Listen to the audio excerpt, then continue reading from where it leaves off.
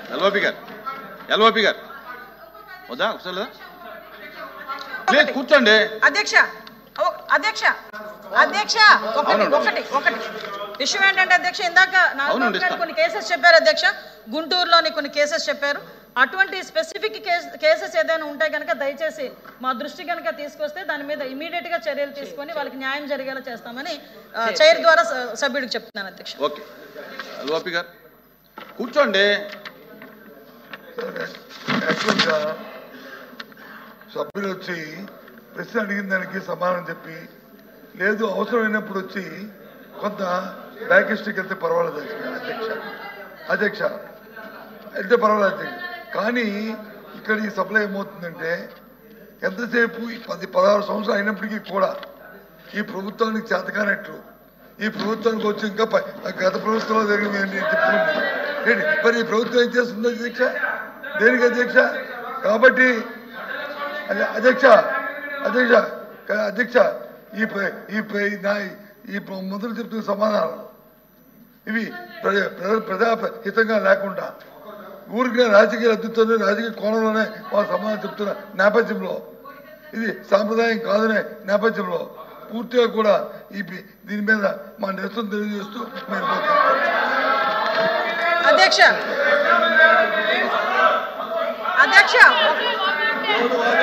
LOP గారు వినే ఉద్దేశం ఉంటే నేను ఒక సమాధానం చెప్తా. ఇవి అన్ని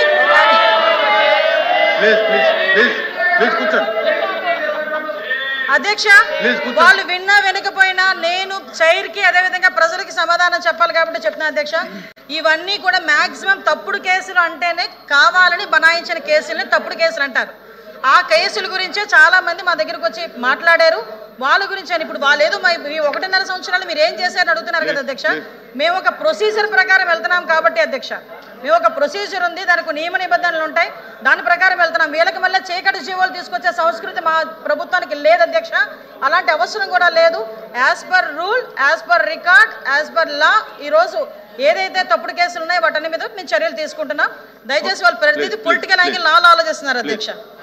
Question number 14063 and 14034 are postponed at the request of the member.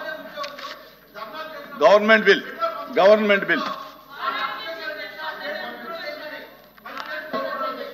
Okay.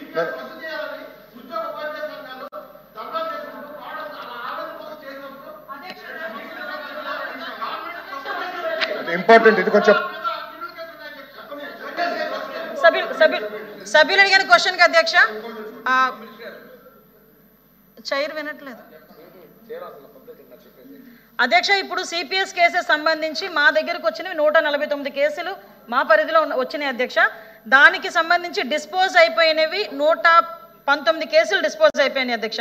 Pending trial 20 ఉన్నాయి, అండర్ ఇన్వెస్టిగేషన్ 7 ఉన్నాయి. అంటే 80% సిపిఎస్ గురించి టీచర్స్ చేసిన పోరాటంలో 80% కేసులు ఎత్తివేయబడినవి. మిగతా కేసులు కూడా యాజ్ ఎర్లీ యాజ్ పాసిబుల్ తీసుకుంటాం అధ్యక్ష.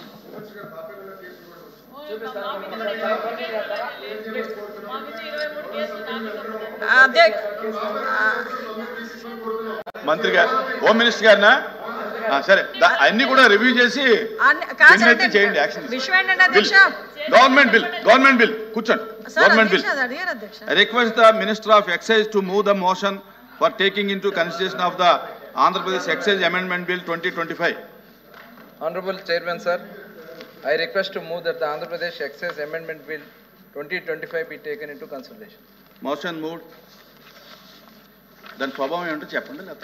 అధ్యక్ష ఏం లేదు అధ్యక్ష, సుప్రీంకోర్టు ఇచ్చినటువంటి ఆర్డర్ ప్రకారం ఏదైతే ఆంధ్రప్రదేశ్ అబ్కారీ చట్టం 168లో ఇందులో ఇక్కడ మీదట ప్రధాన చట్టమైన పేర్కొనబడింది అధ్యక్ష. 19వ పుదుచ్చేరపు ఉప పరిచ్ఛేదము 2లో వలన బాధపడుతున్న అను పదములను అంటే కుష్టి వ్యాధి లేదా ఏదైనా ఇతర అనే పదములతో వదిలేయాలని ప్రధాన చట్టంలోని 36వ పదచ్ఛేద ఉప పరిచ్ఛేదమున వలన బాధపడుతున్న అనే పదములు తర్వాత కుష్టి వ్యాధి ఇతరములు అనేది పదాలు వదిలేయాలని పెట్టుకోవడం జరిగింది అధ్యక్ష. అంటే వలన బాధపడుతున్న అని మాత్రమే పదాన్ని ఉంచమనేది ఉంచడం జరిగింది. The question is that the Andhra Pradesh Excise Amendment Bill 2025 be taken into consideration. Those who are for the motion, please say aye. Those who are against, please say no. I say it, I say it. The motion is carried and the bill is considered. I shall now put the clause to vote. There are no amendments to clause 2 and 3. Clause 1, enacting formula and long title, and they are before the House. The question is, those who are for clause 2 and 3, clause 1, enacting formula and long title, please say aye. Those who are against, please say no. I say it, I say it. Clause 2 and 3, clause 1, enacting formula and long title do stand part of the bill. I shall now request the Minister for Excise to move the motion for passing the bill. Honorable Chairman, sir, I request to move that the bill be passed. The question is that the bill be passed. Those who are for the motion, please say aye. Those who are against, please say no. I say it, I say it. The motion is carried and the bill is passed. Umesh sir, కూర్చో. అధ్యక్ష ధన్యవాదాలు అధ్యక్ష. అధ్యక్ష సభ్యులు అడిగిన question, police శాఖను పటిష్టపరచడానికి కేంద్ర ప్రభుత్వం ఆర్థిక సాయం అందిస్తుందా అంటే అందిస్తుంది అధ్యక్ష. ఇప్పుడు మనకి ఎంఎస్యుఎంపీ కింద అధ్యక్ష 84.97 కోట్లు ఆమోదించింది అధ్యక్ష. విడుదల చేసినవి 16.47 కోట్లు. అదేవిధంగా అధ్యక్ష ఏపీఎఫ్ఎస్ఎల్ దగ్గర నుంచి 95.94 క్రోర్స్ అప్రూవ్ చేసింది అధ్యక్ష. 47.97 క్రోర్స్ ఈ రోజుకి మనకి స్పెండ్ చేసిన అధ్యక్ష. ఇవి కాక అధ్యక్ష ఇప్పుడు 100%గా ఎఫ్ఎస్ఎల్కి సంబంధించి కానీ అదేవిధంగా అపాకి సంబంధించి కానీ మనకి సంబంధించి details projects approved under MOPF scheme కింద 2025-26 అధ్యక్ష సుమారుగా 84.97 లక్షల రూపాయలు ఆల్రెడీ శాంక్షన్ చేసింది అధ్యక్ష. దానికి కూడా వర్క్స్ మూవ్ అవుతున్నాయి. వాటితో పాటు మనకి ఐసీజేఎస్ కింద అధ్యక్ష 97.65 క్రోర్స్, ఎంఎఫ్ఈఎస్ కింద 16.90 కోట్లు. అదేవిధంగా అధ్యక్ష ఇంకా మనకి అప్రూవ్ చేయాల్సింది కూడా ఒక 200 కోట్లు అప్రూవ్ చేయాల్సింది కూడా ఉంది అధ్యక్ష. అది త్వరలో అప్రూవ్ అవుతుంది అధ్యక్ష. Okay please. Question number 13965 human resource minister గారు. సార్ కూర్చోండి. అధ్యక్ష, మొదటి ప్రశ్నకి సమాధానం 66,57,508 మంది. రెండో ప్రశ్నకి సమాధానం వివరాలను అనుబంధంలో జతపరచడం జరిగింది. 3, 4వ ప్రశ్న సమాధానం మౌలిక సదుపాయాలు, పరిశుభ్రత మరియు పాఠశాల నిర్వహణతో సహా రాష్ట్రంలో మొత్తం విద్యా పర్యావరణ వ్యవస్థను బలోపేతం చేయడానికి ఈ మొత్తాన్ని కేటాయించడం జరిగింది. దాని తర్వాత ప్రశ్నకి లేదండి, ఈ ప్రశ్న ఉత్పన్నం కాదు. శివరామరెడ్డి గారు, యాదవ్ గారు. ధన్యవాదాలు అధ్యక్ష.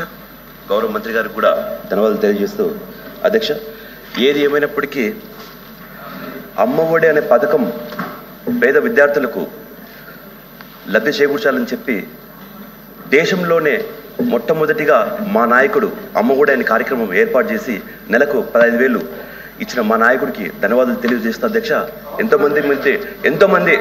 ఎంతోమంది ముఖ్యమంత్రులు వచ్చినా ఇటువంటి పథకాలు పెట్టాలి, పేద విద్యార్థులకు సాయం చేయాలనేసి ఎక్కడ రాలేదు అధ్యక్ష. కానీ మా నాయకుడికి వచ్చింది కాబట్టే ఇప్పుడు ఈ కూటమి ప్రభుత్వం పేరు మార్చుకొని తల్లికి వందనం అని చెప్పి ఎలక్షన్ల ముందు ఎంతమంది పిల్లలు ఉంటే అంతమందికి ఇస్తారని చెప్పేసి ఈరోజు చాలా మంది కొరత పెట్టింది మనకందరికి తెలిసింది అధ్యక్ష. గౌరవ మంత్రి గారికి తమరి ద్వారా నేను అడిగేది ఏంటంటే అధ్యక్ష, సెంట్రల్ గవర్నమెంట్ వాళ్ళు ఇచ్చిన రిపోర్ట్ ప్రకారం 87,47,885 మంది విద్యార్థులు ఉన్నారని చెప్పినప్పుడు, కానీ ఇందాక గౌరవ మంత్రి గారు 66,57,508 మందికి ఇచ్చారని చెప్పారు అధ్యక్ష. అదొకటి క్లారిఫికేషన్ చెప్పవలసిందిగా కోరుతున్నాను అధ్యక్ష. అదేవిధంగా గవర్నమెంట్ వెబ్సైట్లోనే అధ్యక్ష 63,77,898 మందికే ఇచ్చాము, ఇంకా 2,79,720 మందికి ఇవ్వలేదని చెప్పి కూడా వాళ్ళు మెన్షన్ చేశారు అధ్యక్ష. వీళ్ళకి ఇంకా ఎందుకు ఇవ్వలేదనేసి గౌరవ మంత్రి గారు తమ ద్వారా అడుగుతున్నాను అధ్యక్ష. ఎందుకంటే ఒక నిమిషం అధ్యక్ష, వీళ్ళ ప్రభుత్వం చేపట్టిన తర్వాత మొదటి సంవత్సరం తల్లికి వందన కార్యక్రమం పోయింది అధ్యక్ష.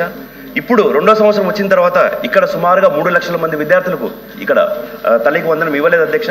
దాంతోపాటు ప్రతి ఒక్కరికి 15,000 ఇస్తామని చెప్పిన మంత్రి గారు ఈరోజు చాలా మంది పిల్లలకు కేవలం 8,000, 9,000, 10,000 పడిన దాఖలాలు కూడా ఉన్నాయి అధ్యక్ష. కాబట్టి దాని గురించి ఏమైనా ప్రికాషన్స్ తీసుకున్నారనేసి గౌరవ మంత్రి గారిని తమ ద్వారా అడుగుతున్నాను అధ్యక్ష.